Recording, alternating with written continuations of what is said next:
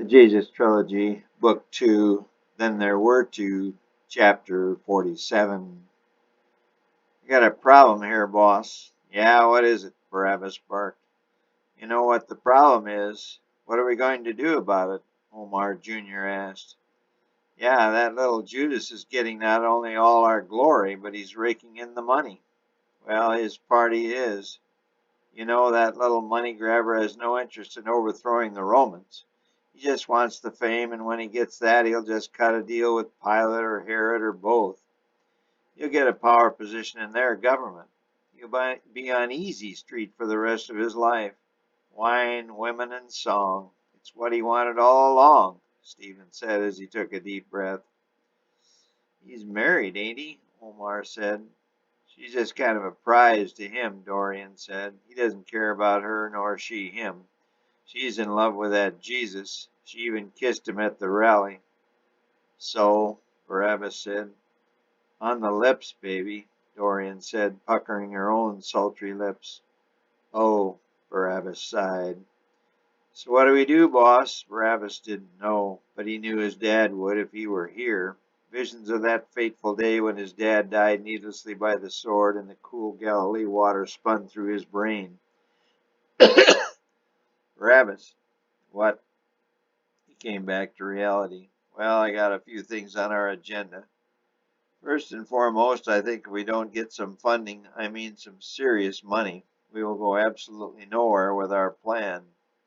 Other than us here, we have no great income source except our own jobs." Uz snored away in the corner. "What Uz got for money?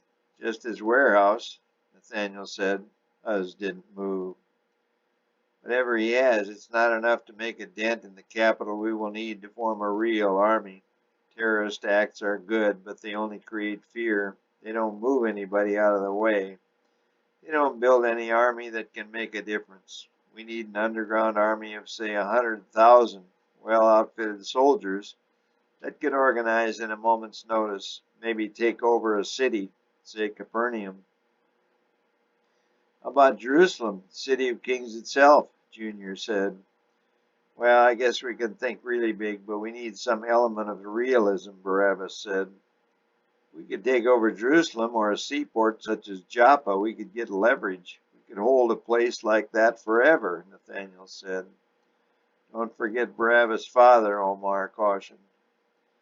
"We'll have to get a countrywide support, build up stockpiles of food, and maybe get a couple of ships," Stephen said.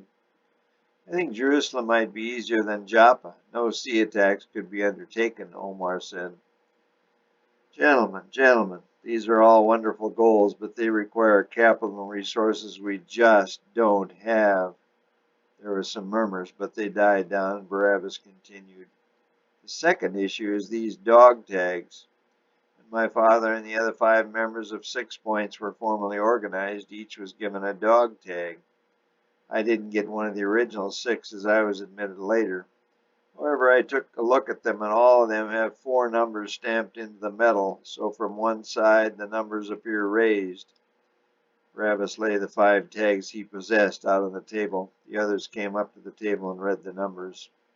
"Where's the 6th tag?" Omar Jr. asked. "Our dear friend Tara died at the Big Diamond Heist some 5 years ago.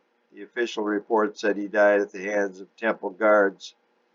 But Roe said he figured Tara must have stepped into the most holy place of the temple. Rumor has it that anyone that does so will die an agonizing death of fire. You know, the Ark of the Covenant is in there." "That's right, Sonny," was old Uz's voice. "My great-great-great-great-great-grandfather died when he touched that same Ark. He was only trying to steady it, but he died just the same. King David himself presided at his funeral." "What was his name?" "Uzzah, just like mine." "I thought your name was Uzziah," Barabbas said. "You know, the Judean king." "No, Sonny, it's Uzzah. Both names derive from the same family name," Uz said. "What do you make of these numbered dog tags, old man?" Nathaniel asked. Well, let me see here. 4 numbers to a tag, 5, no, 6 tags in all. Must be some sort of code. I just don't know. Your father Abel never said. We just all assumed they were identity tags, like real soldiers wear. May I remind you, sir, that we are real soldiers, Omar Jr. corrected. Uz read through the numbers again. Maybe if we had the other tag, it would clear up the riddle, he said. Well, old man, we don't, Nathaniel said sarcastically.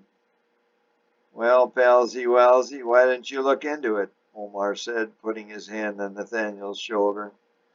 Yeah, Nathaniel, why don't you snoop around the temple and see if you can come up with any new information, Barabbas said. Maybe you could talk to the guards or something. When do you leave for Tashkent? 2 days. Well, that'll give you time. Nobody knows you much around here. Why don't you check things out? Well, okay, Nathaniel said reluctantly. Good. Now our third issue on the agenda is that diamond. What diamond? Omar asked. The Star of David. I never told you this story, only Uz knows. Our final football game our senior year, which we won, well, just before the final play, I let fly a pass that carried out of the entire stadium. Well, and this information must never leave this room. That diamond, the Star of David, was in that football.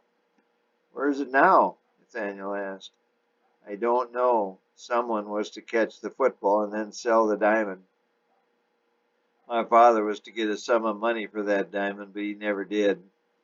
Well, it just can't have disappeared. There has to be a money trail somewhere, or else a diamond trail, Nathaniel said.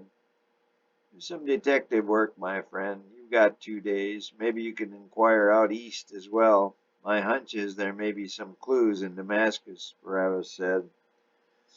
Won't have much time there, but on my return next month I will have more time. Good. Does anyone have any other questions? Barabbas asked. There was silence from the group, save Uz infernal snoring. Barabbas saluted the little group, and they silently filed out of the room and down the stairs. They left at approximately 5-minute intervals so as not to arouse suspicion. All knew the task ahead was daunting, but all seemed energized with the new information they received this night, and all were determined to raise their level of work to wrest their homeland from the Romans. They were determined to create a new Judea and restore the glory of its capital, a new Jerusalem.